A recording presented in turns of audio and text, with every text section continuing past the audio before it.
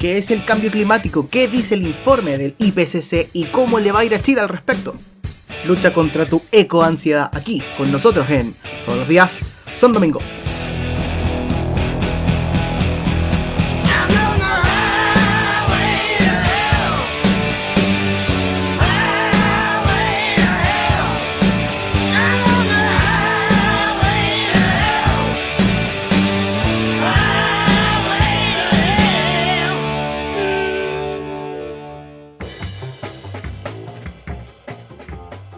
Hola, hola, ¿cómo están? ¿Cómo les ha ido? ¿Cómo va todo?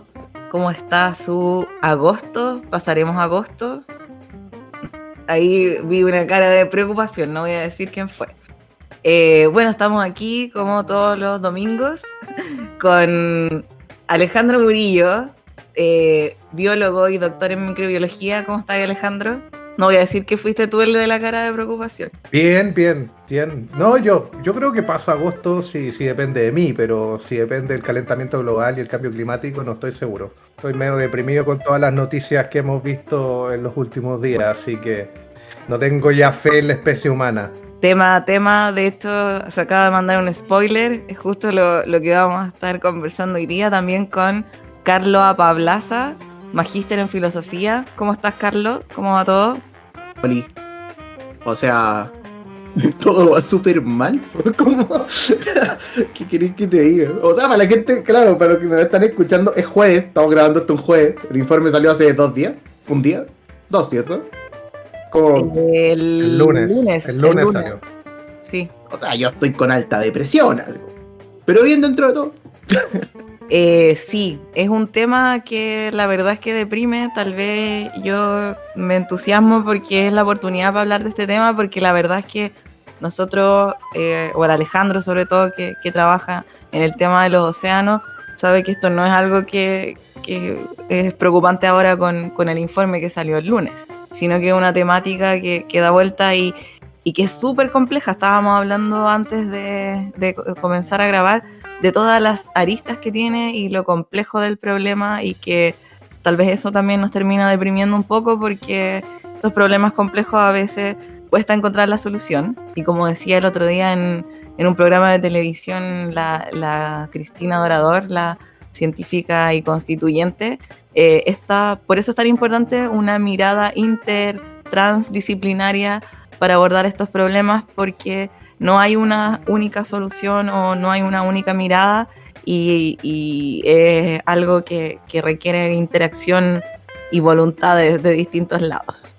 Pero para contarles qué vamos a hablar hoy, de qué vamos a estar conversando, como ya lo adelantamos, es de el informe, ¿no es cierto?, sobre el cambio climático, calentamiento global. También vamos a estar hablando un poco del luego que sale este informe. Tenemos la brutal noticia que se aprueba el proyecto Dominga.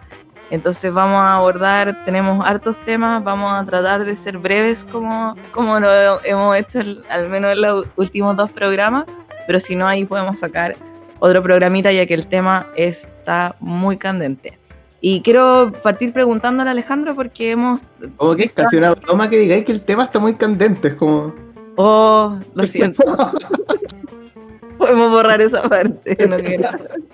No fue el mejor adjetivo. Entonces, quiero preguntarle a Alejandro si nos puede ayudar ordenando un poquito algunas definiciones, explicándonos, ¿no es cierto?, qué es cambio climático, qué es calentamiento global, por qué estamos hablando de esto y qué es ese informe que estábamos mencionando al inicio. Sí, si usted tiene depresión o está está bajoneado, no se siente bien por la pandemia, etcétera, la vida no va bien, no escucha este podcast, porque vamos a hablar de cosas que no le van a subir el ánimo. O podemos hacer lo que hizo Lich García, que se puso a hablar de cambio climático y cada 30 segundos ponía como fotitos de perritos.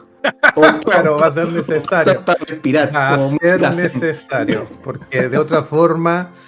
Pero bueno, es algo que tenemos que conversar porque es importante y porque claramente el impacto que está teniendo todo esto a nivel planetario es evidente ya para todos. O sea, hace unos días, también o unas semanas, vimos las inundaciones en Alemania por lluvias torrenciales en la época de verano. El clima se está volviendo más extremo. El pasado julio fue el julio más cálido de los últimos 72 años, creo, en Chile, pero a la vez tuvo las temperaturas más bajas de los últimos también 100 años. Entonces, todo el clima se está volviendo más extremo. Tienes temperaturas muy altas y temperaturas muy bajas, o tienes precipitaciones muy abundantes en muy pocos días, en épocas donde no suele llover, y viceversa, cuando llueve no hay ni una gota de agua y hay una sequía importante. Entonces el clima obviamente está alborotado, y eso es lo que se está tratando de pronosticar con todas estas mediciones que se hacen y estos informes que se generan cada cierto tiempo por parte de la ONU y su panel intergubernamental para el cambio climático, que es el IPCC. Pero ¿qué es cambio climático y calentamiento global? Finalmente, el calentamiento global es una consecuencia del cambio climático, porque el cambio climático es algo mucho más amplio, mucho más complejo, que tiene distintas aristas, como mencionaba la Coté, y que se ve influenciado por distintos procesos. Y uno de ellos es el calentamiento global, que en simple se genera por la acumulación de gases de efecto invernadero en la atmósfera. Y esos gases de efecto invernadero, adivinen quién los ha estado produciendo en niveles superiores al que se ve en la naturaleza. Bueno, la maravillosa especie humana. Entonces, desde la revolución industrial en adelante, que empezó aproximadamente en 1760, hemos estado lanzando a la atmósfera una cantidad de gases con efecto invernadero, mayoritariamente CO2, dióxido de carbono, como nunca antes se había visto en los últimos 2000 años de la historia del planeta. Esto había ocurrido antes, pero por una masiva actividad volcánica. Y eso había producido también efectos invernaderos en el pasado, y eso había producido también fluctuaciones en el clima, y se habían producido en algunos casos glaciaciones, y luego los periodos de entre glaciaciones, etcétera, etcétera. Pero hoy, en un periodo muy corto de tiempo, de 250 años, nosotros hemos producido tal magnitud de gases con efecto invernadero que hemos aumentado la temperatura del planeta. Y en este caso, vamos ya en 1.1 grado de temperatura por sobre el promedio natural de los últimos 2000 años. Oye, Alejandro, y si podrías contar un poquito qué son estos gases de efecto invernadero, el CO2 que tú mencionas, y de dónde viene particularmente. Bueno, es que en realidad nuestra atmósfera está compuesta también por CO2. Nuestra atmósfera tiene distintos tipos de gases, no es solamente oxígeno. La mayor cantidad el mayor porcentaje de la atmósfera está compuesto por nitrógeno, ¿ya? Pero hay otros gases como el dióxido de carbono, argón y otros gases. Y el dióxido de carbono está naturalmente en un 0.038%, más o menos. Pero lo que hemos hecho nosotros con la quema de combustibles fósiles principalmente, que es lo que en realidad ha movilizado la revolución industrial, o sea, se descubrió primero, se empezó a utilizar primero el carbón y luego los combustibles fósiles, que es el petróleo, que le han dado la energía a todo el proceso de industrialización que conocemos. Eran acumulaciones de CO2 que estaban depositados en la Tierra.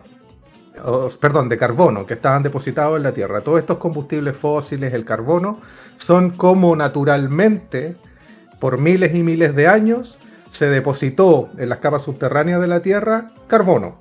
Y por eso habíamos llegado a una concentración más o menos estándar de dióxido de carbono en la atmósfera, que permitía tener un clima que es el clima que nosotros conocíamos antes de la revolución industrial, pre-revolución industrial. Luego de eso, nosotros nos pusimos a quemar como locos todo este combustible y emitimos este CO2 que estaba contenido, guardado, secuestrado en la Tierra a la atmósfera, y aumentamos un 40% la concentración del CO2 en la atmósfera. Eso es como ponerle a tu cama en una temperatura de estar, por ejemplo, en primavera, ponerle varias frazadas extra que no necesita. Por lo tanto, a ti en la noche te va a dar más calor. Y esto es súper, ejemplificarlo así es relativamente correcto. O sea, cada vez que se agregan más gases de efecto invernadero es como ponerle más cubiertas a la Tierra que evitan que el calor que entra del Sol rebote y se vaya de nuevo al espacio, sino que esto se queda y se acumula. Por eso es efecto invernadero, porque los invernaderos hacen eso, concentrar el calor y la temperatura que viene de la radiación solar. Y eso es lo que ha generado estos cambios a nivel planetario por el aumento de la temperatura no solo en la atmósfera, sobre los continentes, pero también en el océano. Y Alejandro, una de las cosas que se dice mucho en internet, que claro, yo me puedo comprar este argumento de los gases de efecto invernadero, pero en realidad, ¿por qué no podríamos decir que el cambio o el aumento de temperatura viene por una actividad inusual del Sol? El Sol ha trabajado de manera más activa en el pasado, ¿por qué no podríamos decir que lo está haciendo ahora y que la culpa no es de nosotros? Que es un argumento típico negacionista. Claro, porque la actividad, es cierto que la actividad del Sol fluctúa y tenemos llamaradas solares y tenemos eventos de mayor actividad, pero si tú ves un promedio en los últimos 2000 años, que es lo que se ha proyectado hacia atrás con los datos que aparecen en el IPCC, se ve claramente un aumento casi exponencial de las concentraciones de gases de efecto invernadero y sobre todo CO2 cuando comienza la revolución industrial hacia adelante. O sea, esto tiene claramente una correlación con la actividad humana a gran escala y que tiene que ver con la quema de combustibles fósiles y la utilización de carbón y luego petróleo para la industrialización. Por lo tanto, esto también es lo diferente que tiene este informe del IPCC, que es contundente y rotundo al decir que el cambio climático tiene un efecto antrópico. O sea, es el ser humano el que ha causado esta alteración en el clima del planeta. De hecho, hace ya 20 años que se está sugiriendo por muchos científicos que se acuñe el término del antropoceno, que esa es la era geológica en la que estamos, el antropoceno, o sea, la era de la influencia humana. Yay. Oye, Alejandro, mencionaste este informe IPCC del 2021 y en el fondo, porque muchas de las cosas que nos estabas contando, el efecto invernadero, ¿no es cierto? Este calentamiento se saben hace varios años. De hecho, no sé si en algún otro programa hemos tocado el tema de cuando la comunidad científica está dividida en algún momento hace bastantes años. Creo que hablamos de eso. ¿Cómo? Creo que hablamos de eso en alguno de los programas. Ya habíamos hablado de cambio climático.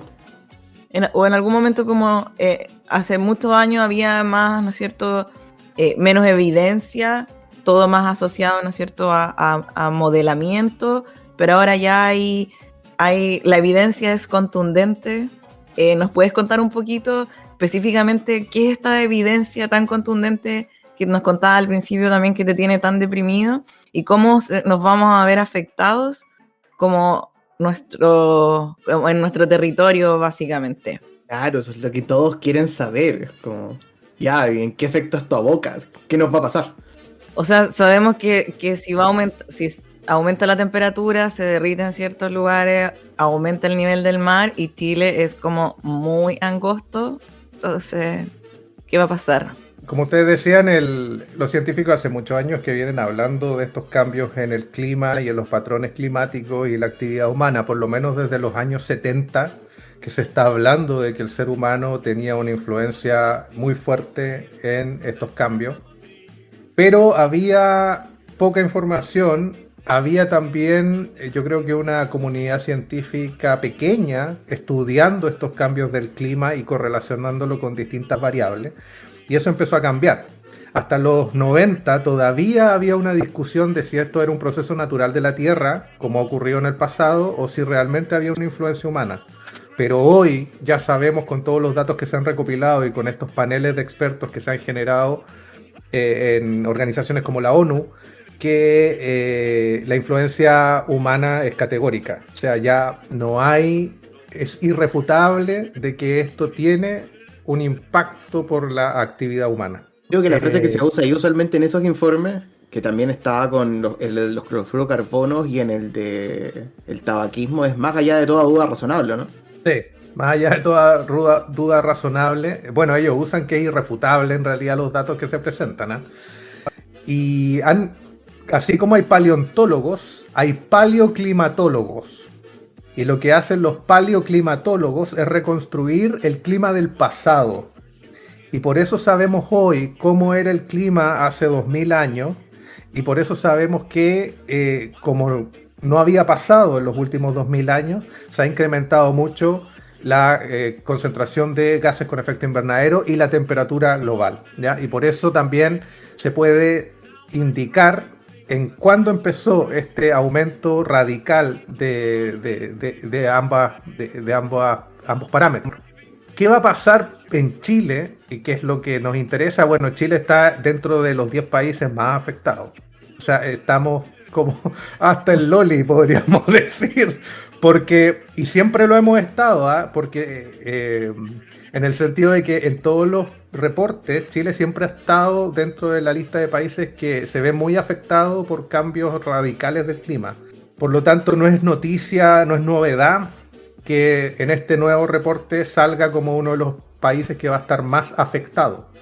¿Por qué? Porque tenemos ya una crisis hídrica, tenemos una sequía que ha durado más de una década, tenemos problemas con los hielos, ¿cierto? Y con los hielos en la zona sur y con los hielos cordilleranos, que son los que entregan el agua a la mayoría de las cuencas de la zona central.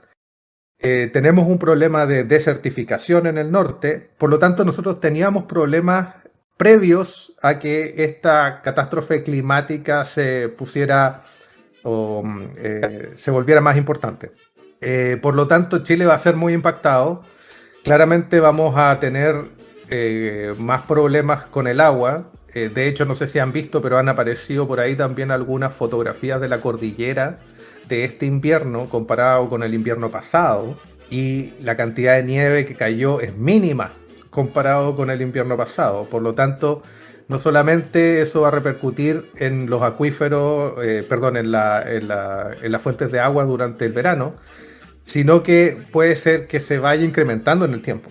Por lo tanto, vamos a tener que empezar a utilizar en forma mucho más razonable nuestras fuentes de agua. Que es cierto, no solamente nos alimentamos del agua que se produce por los deshielos, también están las aguas de las napas subterráneas, que son los acuíferos.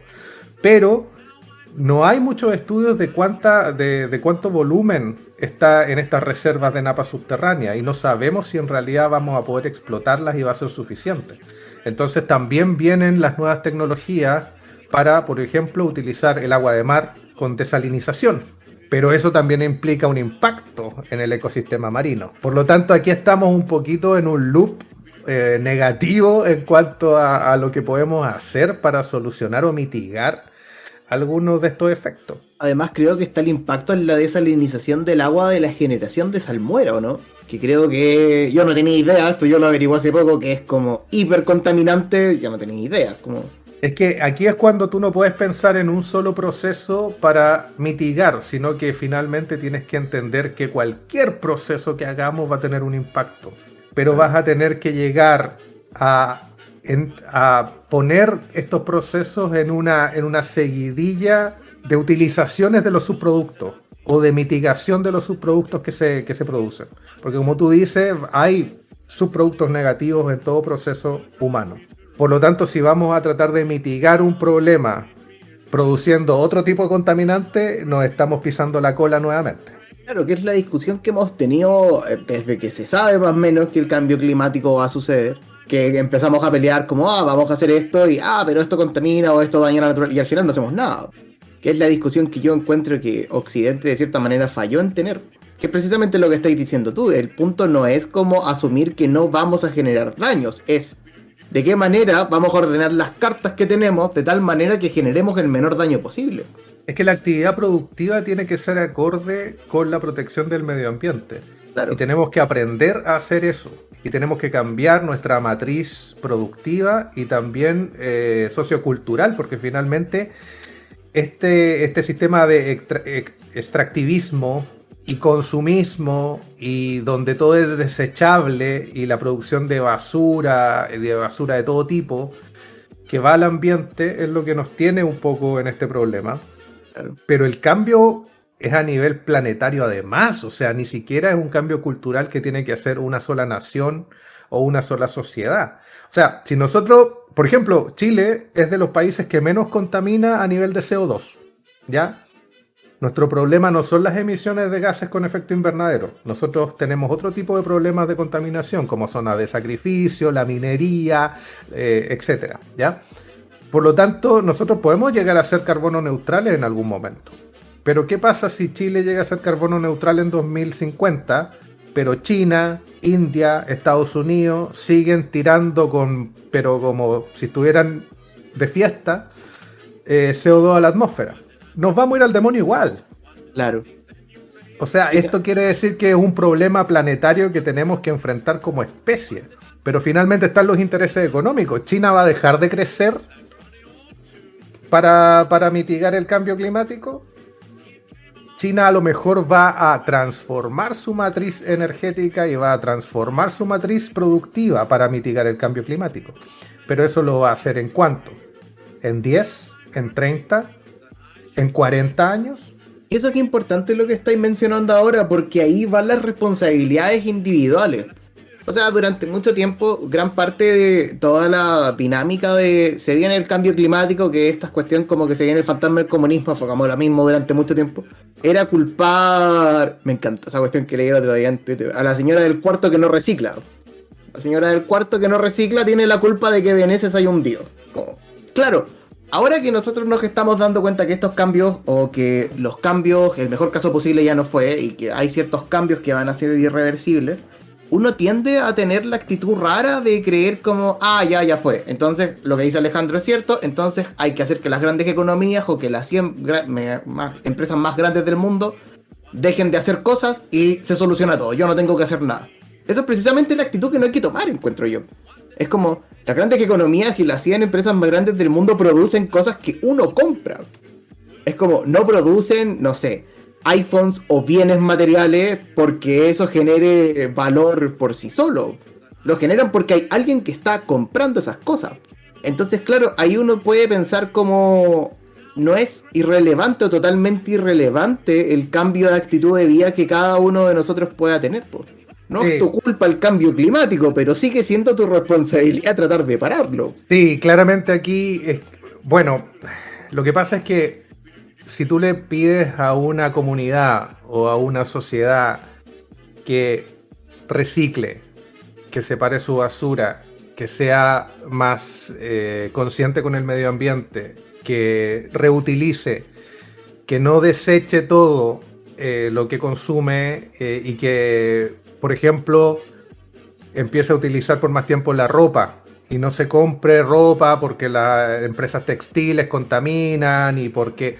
El problema es... El otro día, es como, si te vas a comprar un iPhone, no te compres un iPhone cada 4 meses, como 6 meses. Como. Porque básicamente el punto no es como un listado de cosas que podemos hacer, así como decía Alejandro, reciclemos, ocupamos menos agua, o ocupo más la ropa, sino qué estilo de vida es el que tenemos en esta época. O sea, lo que dice el Carlos, está bien, yo tengo un celular relativamente moderno, ¿cachai? Donde puedo ver mis correos, estoy conectada, pero no necesito el último celular y en general he cambiado el celular cuando ya explota, o sea, porque en realidad vengo de tal vez esta transición donde la tecnología no era como tan parte de nuestro cuerpo, o en general yo soy poco consumista y como que no tengo esa necesidad como de comprar tantos insumos que son contaminantes también. Pues. Entonces, como reflexionar más que como qué acciones podemos hacer como individuos, de cómo podemos transitar a otra forma de poder tener un desarrollo, ¿no es cierto?, económico, un desarrollo como país, seguir avanzando en tecnología, en ciencia, que son las cosas que hablábamos en otro momento, pero de manera consciente o de manera o sea, con evidencia del impacto que puede tener una u otra actividad. Por ejemplo, cuando hablamos de la quema de combustibles fósiles, por ejemplo, creo que este año y el próximo se proyectan que se van a comprar o adquirir no sé cuántos autos nuevos, ¿cachai? Y esos autos, en general, en su mayoría, siguen, ¿cómo se llama esto? Combustionando petróleo. Y entonces, ¿cómo transitamos a esto, otra forma de hacer las cosas? Eso a mí me produce, no tengo una respuesta. Entonces, más que como que no hacer nada, como dice el Carlos, o hacer un listado de cosas, tal vez ponernos a pensar cómo abordamos este problema complejo como en conjunto, como sociedad, como decía como Alejandro, como especie, pero nosotros tenemos que abordarlo igual desde nuestra Esfera personal. claro, más que de nuestra esfera personal, al menos Alejandro decía esto es global, pero estamos en Chile, po. Y da justo la casualidad que estamos, ¿no es cierto?, redactando una nueva constitución. Claro. Y nosotros estuvimos hablando de este tema con la Cristina Dorador antes de las elecciones y que empezara de constituyente, hablando de una constitución ecológica, no sé si se acuerdan. Sí. Y en el fondo eso, pues, ¿será posible abordar estas temáticas o como Chile o serán insuficientes, ya que el Alejandro decía, en el fondo no producimos tanto CO2 y si China no hace nada, pero ¿qué podemos hacer en nuestra constitución? ¿Qué creen ustedes? ¿Qué podemos abordar? Y también me gustaría aprovechar de hablar un poquito del tema que pasó 1 o 2 días después del informe, que fue la aprobación del proyecto Dominga. O sea, estamos como remando, o sea, no sé, pues avanzamos 2 pasos y retrocedemos 1, o vuelvo al punto de tal vez es necesario porque hay que el desarrollo, hay que tener agua, hay que tener comida. No sé, a mí me produce como muchas preguntas más que respuestas. No, yo creo que avanzamos 2 y retrocedemos 4, porque no se entiende que se tomen ese tipo de decisiones. Pero mira, retomando un poco el tema, yo creo que es importante que haya conciencia individual de que tenemos que hacer un cambio en nuestra forma de vida. Yo creo que es importante porque pasa por un cambio cultural que tiene que pasar por todos, ¿ya? Por lo tanto, hacer un cambio en tu rutina y cómo te enfrentas a el medio ambiente y cómo reciclas tu basura y cómo tratas de ser más eficiente con la energía que utilizas, tiene que pasar por el individuo y luego hacia la sociedad. Yo estoy de acuerdo con eso. Pero a la vez tenemos que también ya dejar de pensar que solo a través de los individuos van a generarse los grandes cambios. Yo creo que tenemos que empujar a nuestros gobiernos. Porque si no empujamos a nuestros gobiernos, va a ser una línea en el agua. Porque si el gobierno de China no se da cuenta, si el gobierno de Estados Unidos no se da cuenta, si el gobierno de la India no se da cuenta, que nosotros hagamos una constitución ecológica, tal vez va a ser un hito. Y Pero va a ser el banana. hito, pero va a valer banana, exactamente. Entonces tenemos que mover a que no solo la sociedad haga este cambio, sino que también los gobiernos hagan este cambio, para que eso mueva la aguja de las grandes empresas, porque finalmente, ¿quiénes son? Y lo mismo que lo que decías tú de Dominga, ¿cómo una empresa se ve presionada a cambiar su forma de hacer negocios? Es cuando los gobiernos les ponen regulaciones. Es cierto que la sociedad organizada también puede mover la aguja y puede presionar a las grandes empresas, pero generalmente son los gobiernos los que ponen las limitaciones y que ponen las limitaciones en cuanto a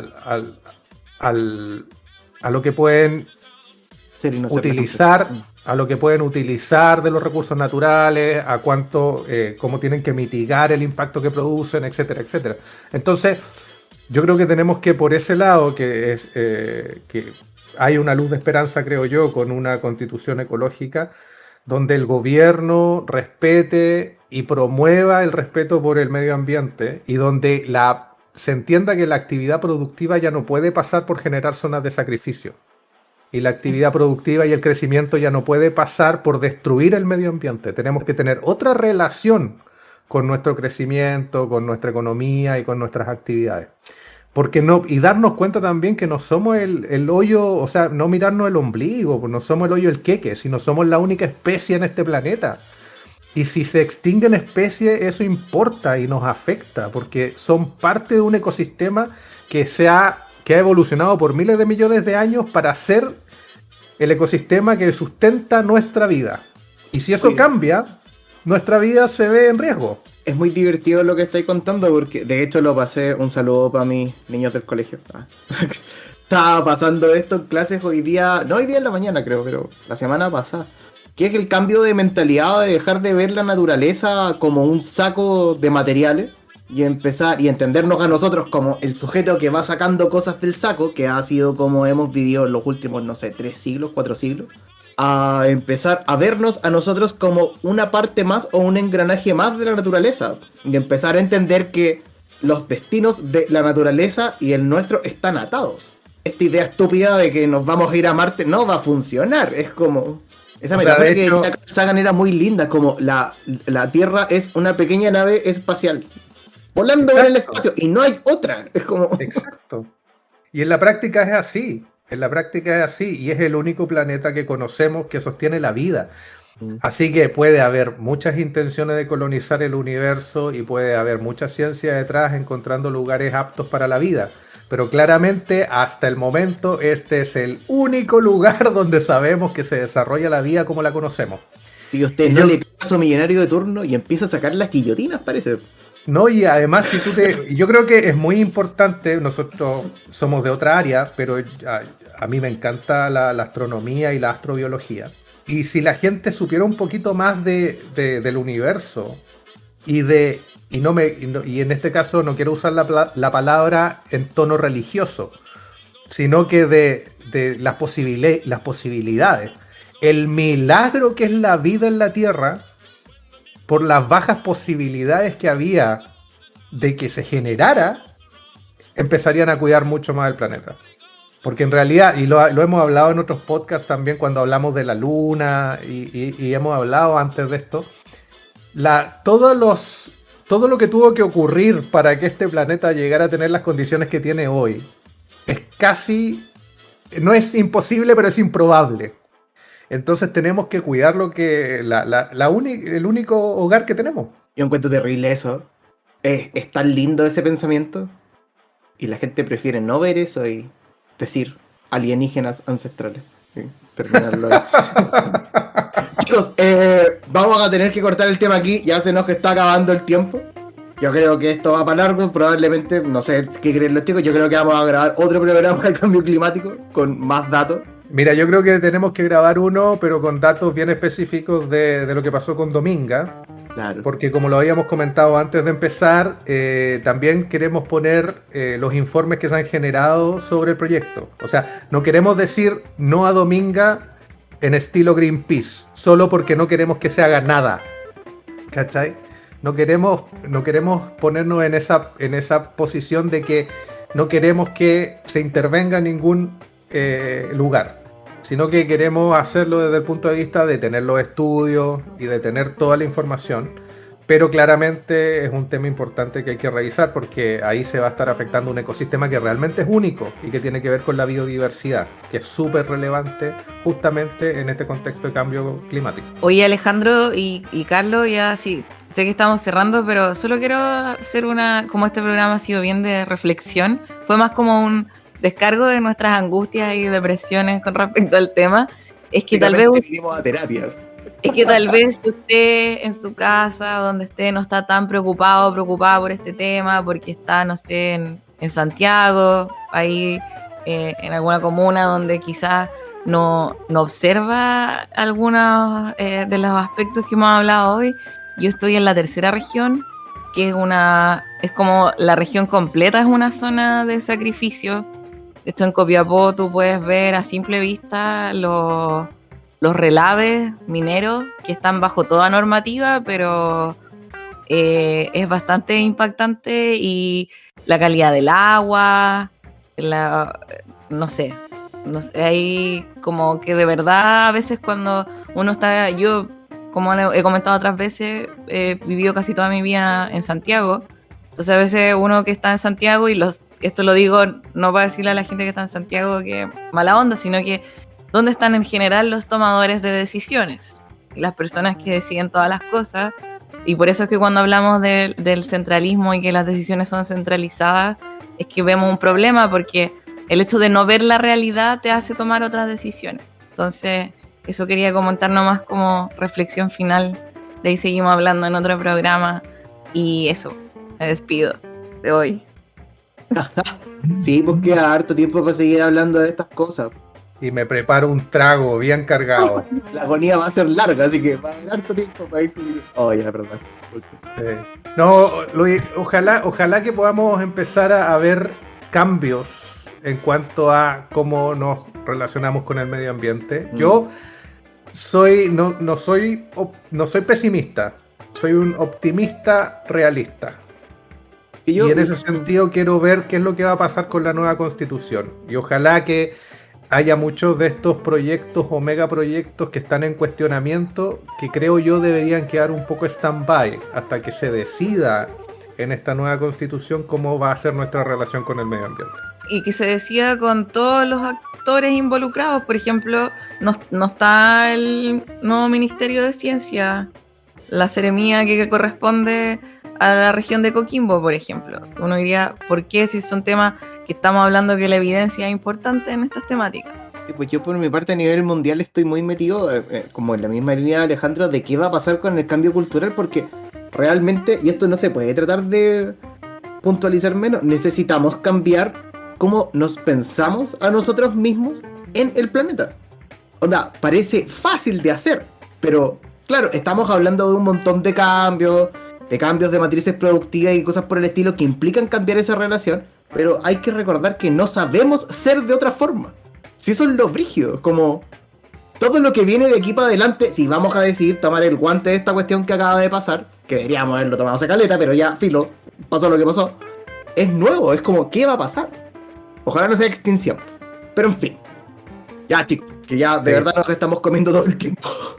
en tratar de ser breve. Un tema súper largo y que da para filosofar mucho. Así que nos vamos a pegar, yo creo, unos cuantos podcasts analizando esto, relacionado a esto, con distintos temas. Bueno, chicos, que estén muy bien. Nos vemos. Ahora necesito un trago fuerte. Un próximo programa. Nos vemos. Mucho. Adiós. Chao, chao.